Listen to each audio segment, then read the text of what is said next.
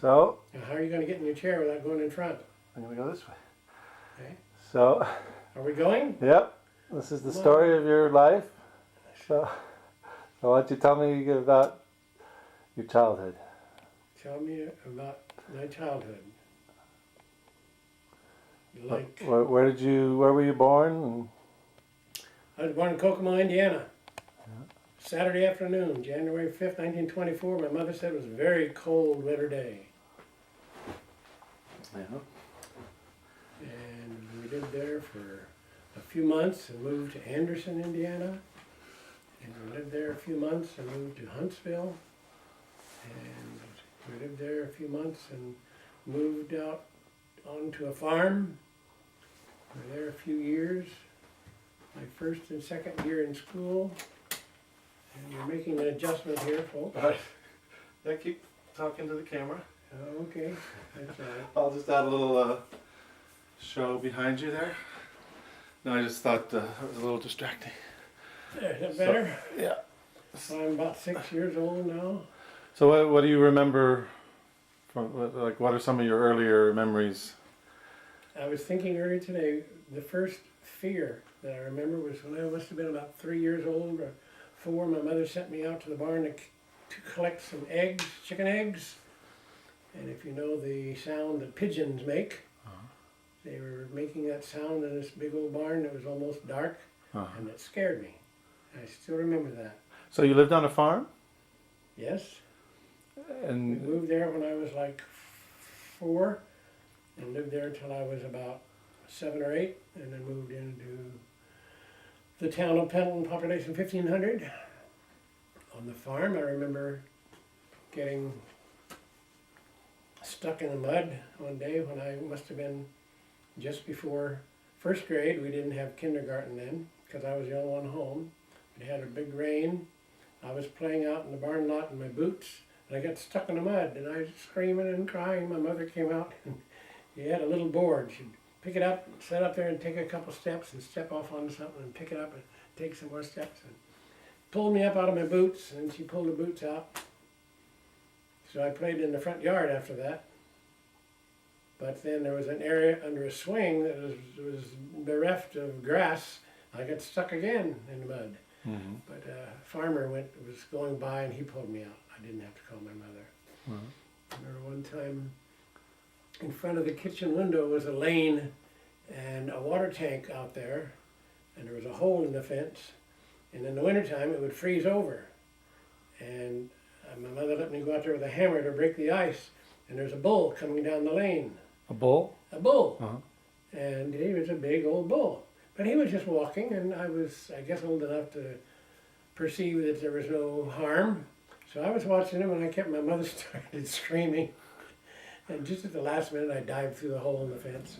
There was no problem. So your father was a farmer at that time? No. So you lived on a farm, but We just rented the farmhouse. Oh, okay. Yeah. and so what did your parents do or your father do for? My mother never worked outside the home, just a homemaker. I think she had a year of nurse's training after high school.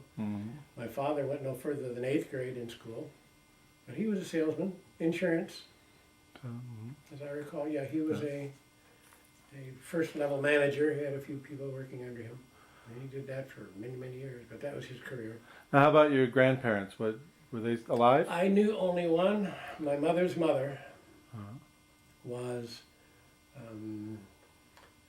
she had 4 children, and she'd spent 3 months with each one of them. And the 3 summer months is when she come to live with us. And what was her name?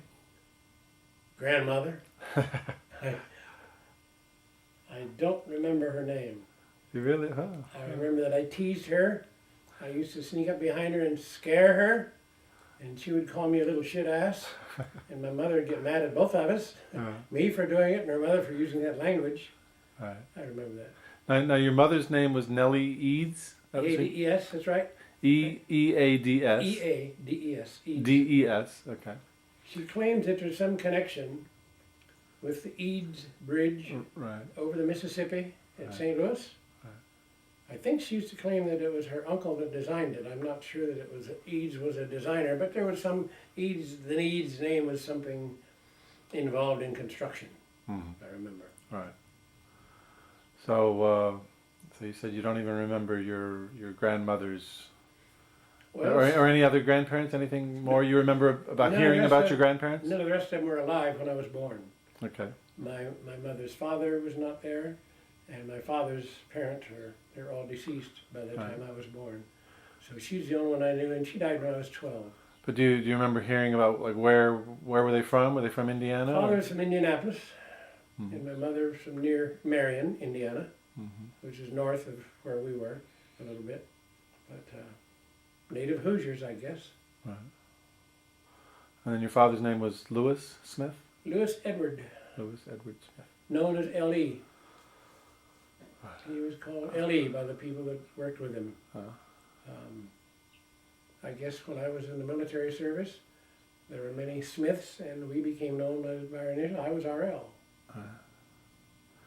So then how about your brothers and sisters? You have any memories of them? An older brother, Spencer, he was the first, and then there were 4 girls. And then I came along, and my folks decided they couldn't do any better than that, so they didn't have any more. So I was the last one. I was my mother's baby. Yeah, and your sisters were named? Jean, Joanne, Jeanette, and June. And you may or may not recall that my first wife was named Jean. My second wife was Sarah June, and my third wife was named Joanne. And after that, I swore if I met a woman named Jeanette, I was going to run. Right. Excuse me. Then what? So yeah, how about your schooling? We lived on a farm there from the time I was in I guess 4 years old until 2nd or 3rd grade. I recall when I was in the 1st or 2nd grade, I was allowed one night to stay overnight with my buddy in town. Town being a little town, population 1,500. And all of us kids rode the bus to get to school. We were 3 miles out of town. And so it was agreed that this night I would stay in town and stay with him and his family. And so I sent my lunch pail home with my sisters on the bus, and I went back to school the next day, and they had my lunch for me. And I had enjoyed it so much, I decided I was going to do it again. So when school was out, I gave my sisters my lunch pail and said, I'm going to go home with him again. They said, you better get on the bus and come home. I said, no, I'm not going to. I think I was in the 1st grade. Yeah. And that night about 6:30, my dad came in and got me. Mhm. And I got some punishment for that. Now, when you lived on a farm, how close was it to the town? 3 miles, Okay. about thereabouts. And how big was that town? 1,500, Yeah, pretty small. 1,500, big city, Pendleton, Indiana. Pendleton. We had a very, very good school. I still remember the names of many of my teachers. Do you remember names of many of your grade school? Yeah, I remember all of them. Yeah, okay, I don't remember all of them. But we had a good English teacher, and then when I was in the 7th grade, we moved into town. We moved into a town that had been built and owned by a family named Remy, which back in those days was associated with Delco, which is General Motors electrical supply side, Delco products. Everybody's heard of Delco Yeah. product. Uh-huh. Back then it was called Delco Remy, Uh-huh. Delco / Remy, and we bought the house from Remy. No, we rented it. My father thought they wanted too much money. They were asking $9,000, and that was too much. The house had a slate roof, tile roof, brick house, upstairs, basement, ground floor, and in back was a structure, a 3-car garage, 2 horse stalls, and upstairs was paved with hardwood, floored with hardwood, brick building, tile roof. $9,000 they wanted. That was too much. You weren't going to pay it.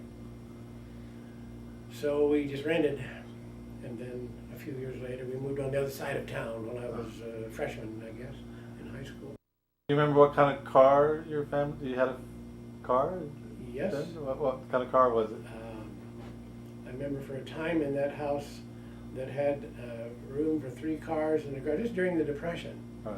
My dad had a Pontiac, and my mother had an old Nash, and my brother had something or other. I remember just for the heck of it, they tried, and they got all 3 cars in there, like 2 like this and 1 sideways. I remember when I was a freshman in high school, no, when I was a senior, my dad bought a new car, a new Oldsmobile, something called Hydromatic, first model with automatic shifts, no gear shifts. Right. You know, that was really something. And it would go, I think 100 miles an hour. I know, because I did it. But that was very fortunate for me to be able to drive this new car. Every 2 weeks I'd be allowed to have it. Like at what age? Well, I was 16 when I entered my senior year. My 17th birthday was January of my senior year. And So what was your high school like? Well, my graduating class from high school had 7 students. I think there were about 23 or 23 boys and 24 or 25 girls. And in high school, I was on the track team. I ran the half mile. I was a shot putter, mile relay team. I still have the ribbons. I should show you the ribbons I have. I still have the ribbons I won. So you'd go traveling around that part of Indiana to visit other schools? Oh yes, yeah. And I also was on the basketball team. I wasn't very good, but I was on the team, and I really enjoyed basketball. And then I was working all the summers. Well, I'll tell you, 2 months after my 13th birthday, I started working with men. Standard then was 9 hours a day, 6 days a week. I worked every Saturday, every holiday, Christmas vacation I'd work 2 weeks. Easter, you know, all the vacations I would work a couple days. In the summertime, I worked 6 days a week, 9 hours a day, 54-hour week, and I got paid $1 a day when I was 13. Next year I got a raise to $1.25 a day, and next year I got a raise to $1.50 a day. And I think it was the next year I was going to get $2 a day, but I got a job as a lifeguard at the local pool, making $18 a week for 7 days, 7 nights, whatever. Whenever the pool was open, I was there. How did you get into swimming? Is there any just your own? In this town, we had a very uncommon swimming pool. There was a creek that was dammed up, and the water. Okay, and they put concrete walls on the side and a dam down here. The water comes in over a waterfall. It was only about 4 feet high, but it was very, very nice. And it was a very large pool. And it was fresh. It was a creek. Fall Creek was the name of it. And it was so popular that people from surrounding towns came in such a number and paid a fee that all the townspeople got in free. We didn't have to pay. We could come during the week, we could come and use the bathhouse to change clothes. On Sundays, we couldn't use the bathhouse, but we could come in our bathing suit, and we never had to pay. So, until I started working at age 13, like 9, 10, 11, and 12, every afternoon, all summer long, we were at the pool. So that's how I learned to swim. And then I became a lifeguard because I was a good swimmer. And the pay was fantastic. $18 a week. This was in 39, I guess, 39, 40. Of course, that's when the war started in Europe. Right. Well, before we get into that, you had mentioned the Depression. Did that affect your family at all? We were never short of money. My father made good enough money.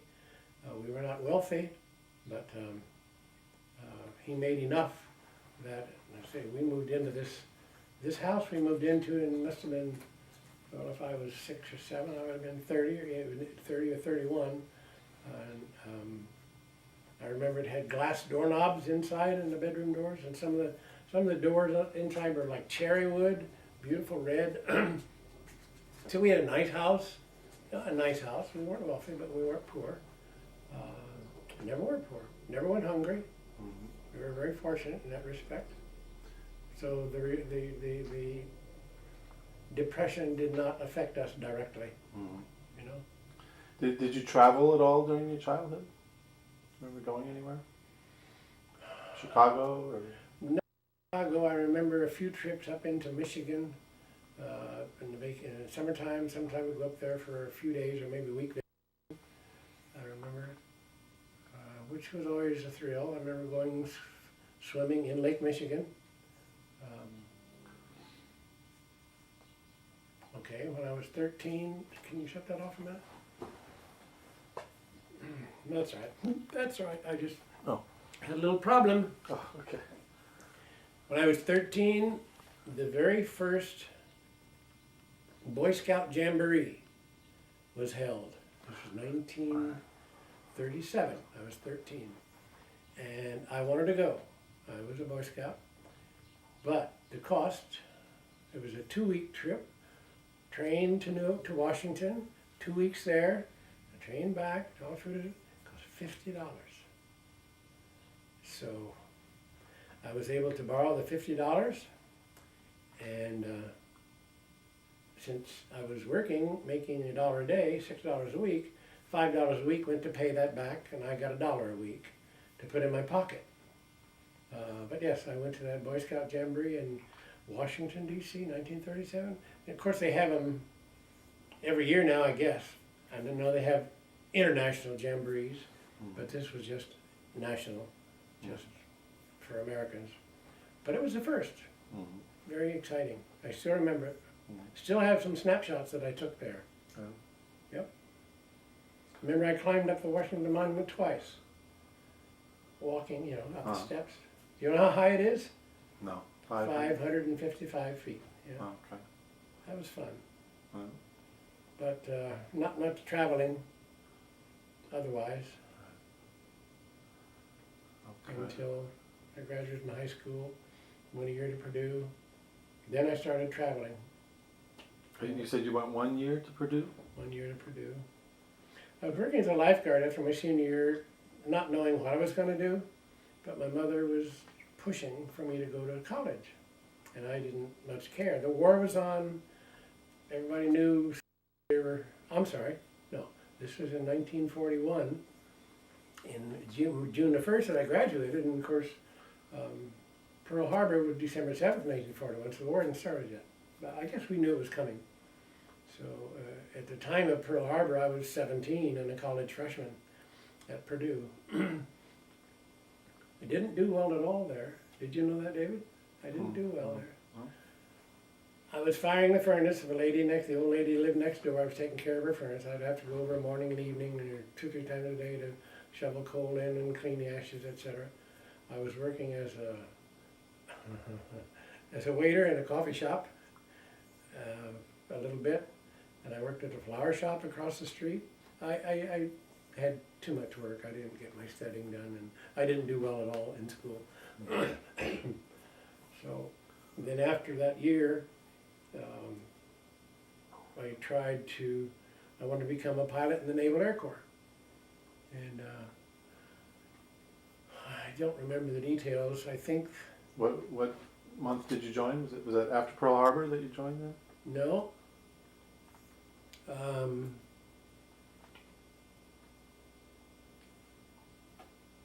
Okay, I tried to apply for the Naval Air Corps. They turned me down because my teeth weren't good enough. Okay? And my attitude was, well, then I'll wait till you draft me. I was going to volunteer to do that. So, in June of 1942, after 1 year at Purdue, I left Indiana and headed west. Hitchhiking, riding a bus.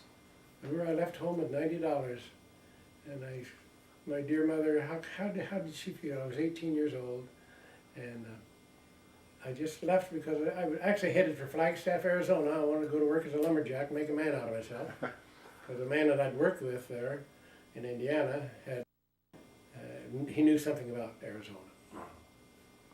So I got to Flagstaff and found out that lumberjacks were getting 65 cents an hour, and common labor was getting 90 cents an hour building a big munitions depot west of Flagstaff. It's still there, incidentally. So I went to work there as a laborer. I think I worked a week or 2 weeks. Jobs are easy to find then, you know, the war's on now, and you can get a job anywhere, anytime. So I had been told of a man who lived down in Wickenburg, Arizona. Frank Kindle was his name, and my friend in Indiana told me about him. So one day, on a Sunday, I took a bus from Flagstaff down to Wickenburg, and I asked somebody, where does Frank Kindle live? They said, well, 2 miles out this way and then off. This is in August. This is in August in the desert in Arizona. I hitchhiked 2 miles north of town on a highway, then I got out of the car and I started walking through the desert. About 2 or 3 in the afternoon in August in Arizona. That's pretty stupid. And I didn't have any water, didn't have anything. But they said he lived over there somewhere. And I remember, I never forget this. Suddenly I had to have a bowel movement. And I'm out of debt. What the hell am I going to do? And I went running around looking for some kind of leaf to use to wipe with. I finally found something and did what I had to do. Later on, I walked in this guy's driveway. And I can imagine what he thought. Who's this jerk walking in my driveway at 4 o'clock in the afternoon on August? I identified myself. He was very nice. And he said, well, he could put me up, I could live there, I could work. He'd give me room and board. So I went back to Flagstaff, my belongings. I had 1 suitcase. And went down and lived with him for 3 weeks. Did chores around the place. He had a shed out back. I mean a shed. Had a single bed and not much more room. And they told me every morning, when you get out of bed, make sure you shake out your boots before you put them on, because there'll be, what's the word? The little insect with the Scorpion? scorpions. There'll be scorpions in there, or who knows what. Or maybe rattlesnakes. And I was there 3 weeks. And I decided to go to Los Angeles and join the Merchant Marine. So I did. I went. I must tell you this story. I did something for which I could have been arrested, I guess, and put in prison. Frank took me into Wickenburg Sunday morning. I'm going to get on the bus and go to Los Angeles. And I found out that the wait for a bus was like 4 or 5 hours. It was hot, and so I'm wandering around, and I thought I had been expecting a letter from my mother. So I looked in their box in the post office. You could go in the post office and see a little window in their box. And I saw several letters in there, and I bet one of them's for me. There's nobody around. I went outside and I got a rock. I broke that glass. That's a federal offense. Broke that glass, opened the door, 1 letter for me. I put all the rest back. I went away with the letter. And got on the bus later and went to Los Angeles. And sometime later I got a letter from the woman, Frank Kindle's wife, and she said that they'd figured out what had happened, that I had done it to get my mail. So I was never arrested. Anyway, I went there to join the Merchant Marine. I wanted to go to the Merchant Marine Academy for officer training. I found out there was a 4-month delay. Now this is the summer of 42? Yes. Well, I've got to find a job, and jobs are plentiful. So I got a job at Douglas Aircraft at Long Beach. And went to work there and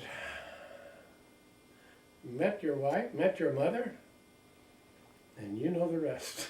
Well, you can Not tell really. us more. Well, I'll tell you something interesting. so To you met- me, I'm riding the old red Pacific Electric PE electric train or electric, just a single car, from Los Angeles to Long Beach. I'd never been there before, and I had never in my life had I seen an ocean. You know, I'm 18 18 and a half years old, I've never seen an ocean. So, but you know, I'm very smart. I knew the ocean was to the west. So here I'm going south on this PE train. I kept looking to the west. I kept looking, where's the ocean? Finally we get down to, you know, the end of the line, and there's the ocean to the south. Right. I just remember that. Strange, I thought the ocean was to the west. Anyway, you know that you know Yeah. the alignment of the coast there. Okay. So then you met Jean Allen. Right? Yep. And then what happened? Well, there I lived in a boarding house. You people know what a boarding house is? Not really. It's a place for single men. I don't know if there were ever a boarding house for women. There might have been.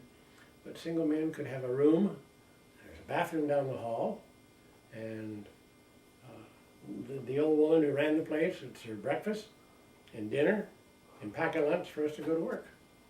And I was working for Douglas Aircraft as a tool design trainee because I had, at Purdue, I had taken a course in engineering drawing, drafting, and I was barely knowledgeable about it, so that's how I got the job. Yeah, then I met your mother. And then I found out I could go to work in the shipyards and make more money. So I quit. I went to work in the shipyards.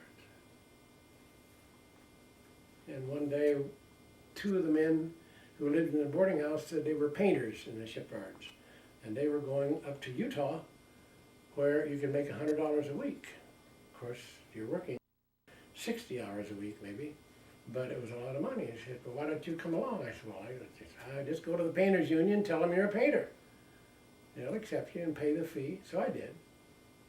And I went with these guys up there, and here are three painters. So we started working. About the second or third day, the boss came around. He was very nice. He said, I can tell that you are not an experienced painter, so you can either leave or I'll give you apprentice wages. Okay. I took wages as an apprentice. And I'd met your mother. I had met her. So I decided I'd go back to Long Beach because I wanted to see her. So you weren't in Utah very long? A couple of weeks. Oh. We moved fast then during the war. We didn't stick around too long. Right. Yeah. So you went back to Long Beach? We got married in November of '42.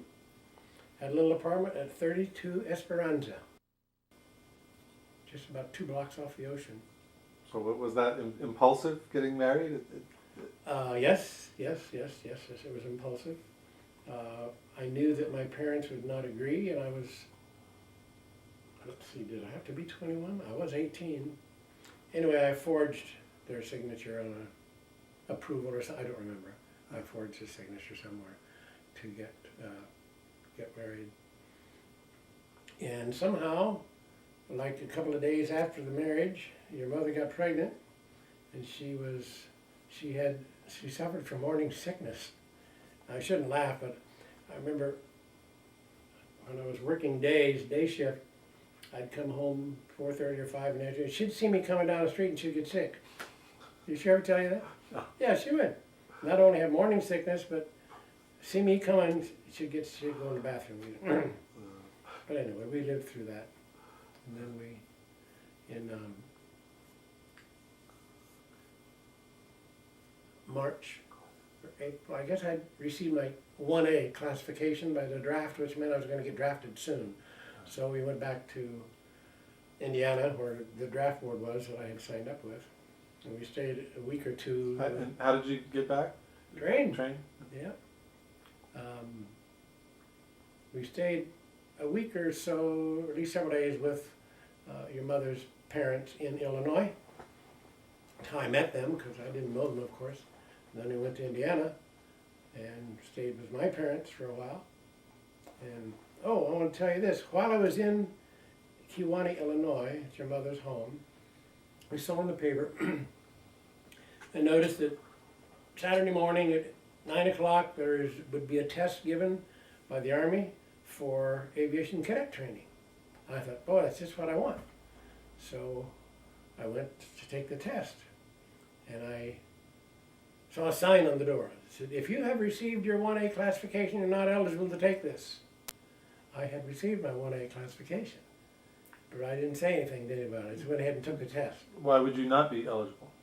Well, the Army's attitude was, if you have received your 1A classification, you're so close to being drafted, we don't want to foul up the mechanism. Okay. But I just ignored it. It's interesting how I happened to become a pilot, because I did that and I passed the test, but I didn't know that. So then I went to Indiana and was there, I think, 3 weeks, and I was drafted in the Army. Went to Fort Harrison, Indianapolis, and a couple, 3 days later sent to Miami Beach, Florida for basic training in the Air Force. Let me tell you about my first breakfast in the Army. Never forget that. You know, you go. And then when you went into the Army, then Mom stayed back in Illinois, Indiana? she was. We were in Indiana, but then within days after, she went back to Illinois to live with her parents. Excuse me. So then you went to Miami Beach. My first breakfast in the Army, we were getting up, and it's a new world, it's a new life. I slept in an Army barracks and an Army bunk, and get up for breakfast, and here comes back somebody, an old timer, he's been there a week or two already, came back from breakfast, said, well, we're having shit on a shingle this morning. I thought, yeah, what's that?